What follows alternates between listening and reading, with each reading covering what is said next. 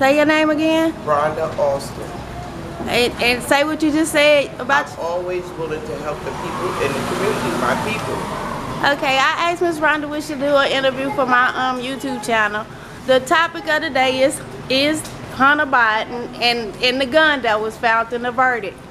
I just want to know, do you think that gun, since it wasn't found, do you think that gun entered the black community somehow or affected it in any kind of way?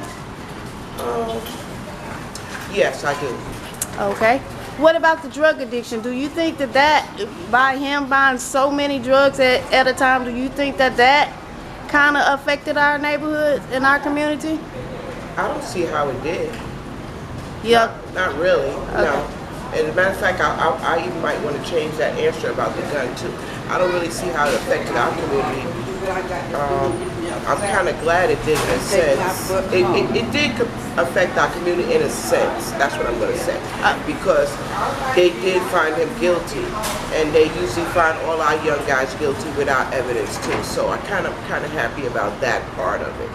Even though I think that it's all part of a Trump scam, because this stuff was already out long before the new president-elect stuff going on right now. Even though I don't feel like Biden or Trump could be a good president to anybody.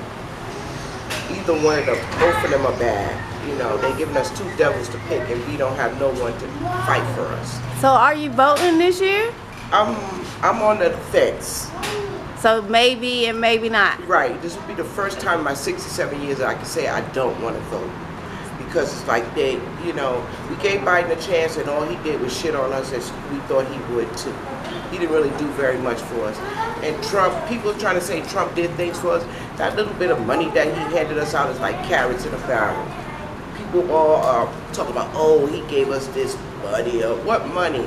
You go in Europe and you go to those other places, when they had this issue going on, they gave those people $50,000, $60,000 per family. It depends on how big your family was. And that is money that can help somebody who, during the COVID time, is doing bad and can't pay the bills and can't work. Not no $1,500, no $1,200. Some people have just that amount for a car payment and not even part of their mortgage. So what did you really give us? So, okay, now that we're on Trump, he also made a law for the opportunity zones, which does affect our community directly, because that means you can buy in a low-income area and not pay taxes for 10 years on your new house, no matter how much your house is or your total value of your appraisal of your house. How do you feel about that? I think it's all another carrot holding up into the sky for us, because if you got a house that's really only worth $100 and something thousand or $200 and something thousand, and they charge you $400 to $500 to $600,000 ever since the COVID era, I mean, what are we really getting? So taxes are going to be extremely high, and we're still going to be behind. Now, what I'm saying is, who you think, who is it taking advantage of that investment? Where you get to build your house in a rundown community and you get it tax-free for 10 years. Who would benefit from that? Who's benefiting from that? I don't see how our people are going to benefit from it. I mean, basically, a lot of us still don't have enough money to even have that kind of stuff done. Those few that are going to be able to do it, okay, it's going to be very few and slim. But we will have a lot of white families that will be able to build in a low-income community and build houses up. That's how I see it. I don't know, maybe I'm wrong. No, you're not wrong. Oh, I was supposed to say that. Miss Rhonda, one more question. You done real good. What do you think about reparations? Or have you heard the term? For our community. I mean, if I answer that, I'll be saying something disrespectful. Reparations? Yes. Okay, why would you say that? Because I don't see how it's going to help our community. I mean, they're always flagging up these different words, big words that some of our people don't even understand what it really means. Do you know what reparations mean? Tell me. You tell me what it means. It's black policies, black land ownership, black okay, cash payments. Cash payments for us. Okay, I knew what it means, but are they really going to do that? We just still wait. No, I'm saying, how do you feel? Do you support our effort? Oh yes. Okay. Most definitely, I support that. But how long are they gonna allow us? We had a beautiful black community that had banks and riches and everything, and what did they do? They burnt them down. Remember, I was back in that era when my mom's talked about that type of stuff.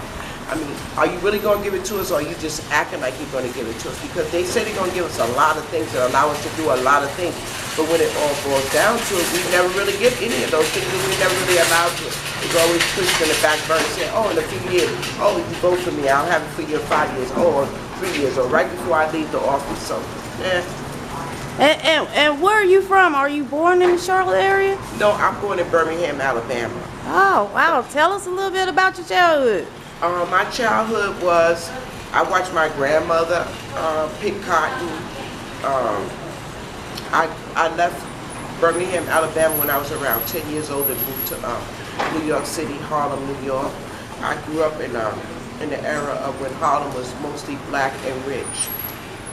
And people dressed well, no sagging pants, no hanging, and we all had respect for each other.